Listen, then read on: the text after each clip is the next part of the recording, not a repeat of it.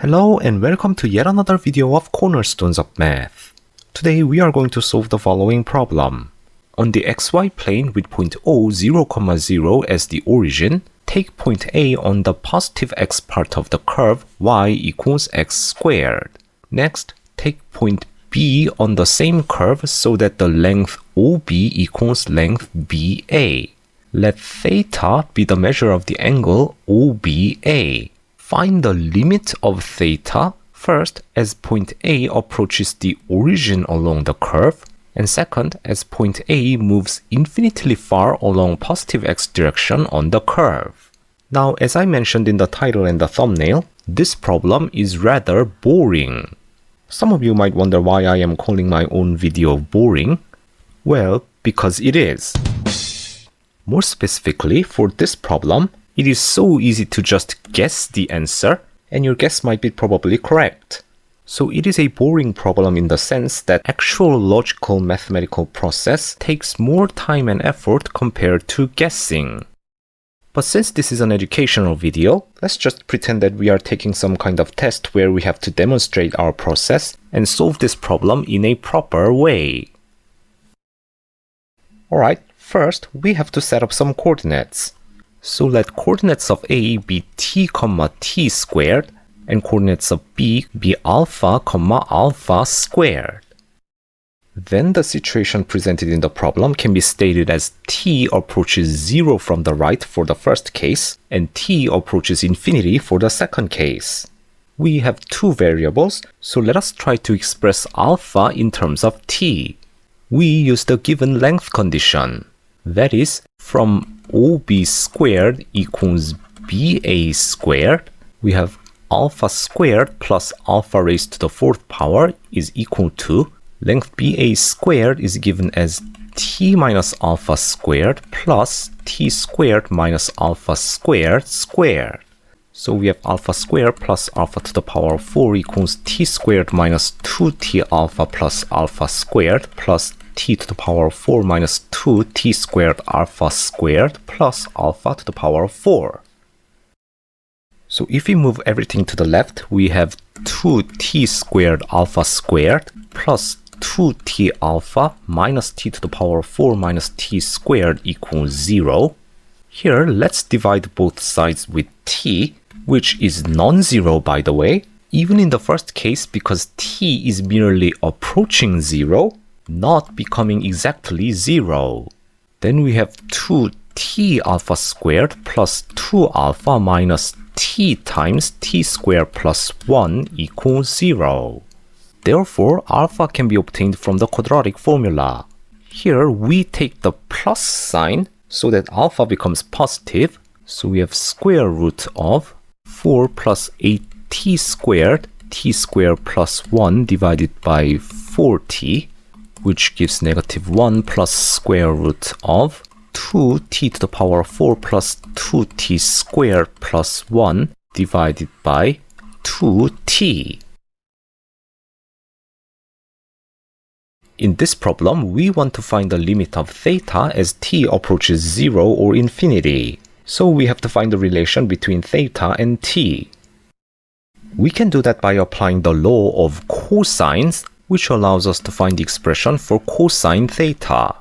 It can be obtained by OB squared plus BA squared minus OA squared divided by 2 times OB times BA.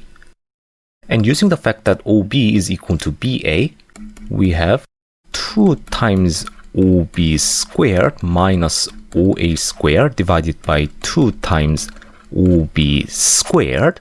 So we have 1 minus OA squared divided by 2 times OB squared. So 1 minus t squared plus t to the power of 4 divided by 2 times alpha squared plus alpha to the power of 4, which can be written as 1 minus t squared times 1 plus t squared divided by alpha squared times 1 plus alpha squared. And here's the thing. Instead of the limit of theta, let us investigate the limit of cosine theta, because that can lead us to the answer too. Let's deal with the first case where t approaches 0 from the right. In order to obtain the expression containing only t, we need to substitute alpha with this obtained expression, but that will make the expression look rather lengthy and ugly, at least to me and some people. So instead, let us deal with the limit by splitting this expression into several converging parts. First, let's take a look at this alpha right here. What is the limit of alpha as t approaches 0? Well, it is this limit. Notice that this is 0 over 0 indeterminate limit. To deal with this limit, we multiply square root of 2t to the power 4 plus 2t squared plus 1 on both numerator and denominator, which gives, you can easily notice that the numerator becomes 2t to the power 4 plus 2t squared. So this divided by 2t times square root of 2t to the 4th power plus 2t squared plus 1 plus 1. And here we can divide the numerator and denominator with 2t, which gives t cubed plus t divided by square root part plus 1. So when t approaches 0, you can find out that the limit is 0.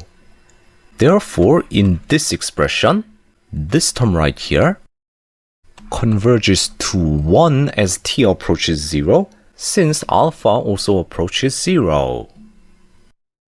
Next, let us investigate the limit of t squared over alpha squared, which is also 0 over 0 type limit.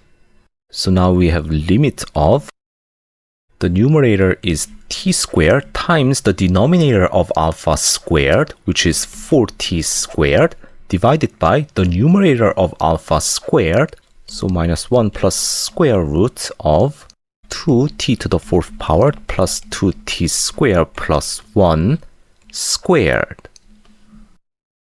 So now we multiply square root of 2t to the 4th power plus 2t squared plus 1 squared, which gives the limit of 4 times t to the 4th power times this, and in the denominator, we have this times this, which is 2t to the 4th power plus 2t squared squared.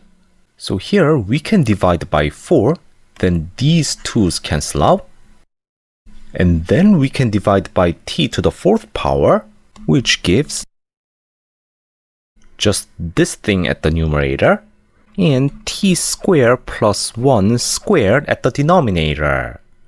So as t approaches 0, this thing approaches square root of 1 plus 1 squared divided by 1 squared, which is 4.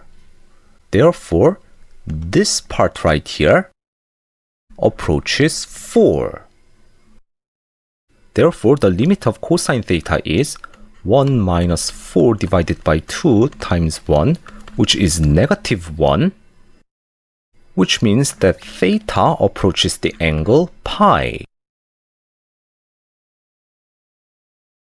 In the second case, t approaching infinity, we are also dealing with the limit of cosine theta, and yes, you can substitute alpha with this expression and obtain lengthy expression for cosine theta, which can still lead you to the answer. But can we do that without making the expression too lengthy?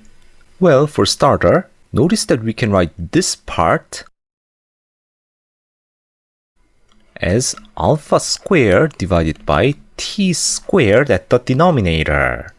And as for this part, let us divide both numerator and denominator with t squared, which gives 1 over t squared plus 1 here, and 1 over t squared plus alpha squared over t squared here. So if we know the limit of alpha squared over t squared, we know the limit of cosine theta. The limit of alpha squared over t squared is this limit. Here, notice that both numerator and denominator have degree of t to the power of 4. Therefore, the limit is given as the ratio between the coefficients of highest degree terms in the numerator and the denominator. In the numerator, such term comes from this square root of 2t to the 4th power, and when it is squared, we have 2. In the denominator, the leading coefficient is 4. So we have 1/2 as the limit. Therefore, the limit of cosine theta, which is the limit of this expression, is 1 minus. In the numerator, we have 0 plus 1. And in the denominator, we have 2 times alpha squared over t squared. So 1/2 times 1 over t squared approaches 0. And alpha squared over t squared approaches 1/2. So we have 1 minus 2, which is negative 1. This means that theta reaches pi again. And that's all for today's video. Thank you all for watching. Please don't forget to hit that like and subscribe buttons if you enjoyed this video, and I will see you in another video.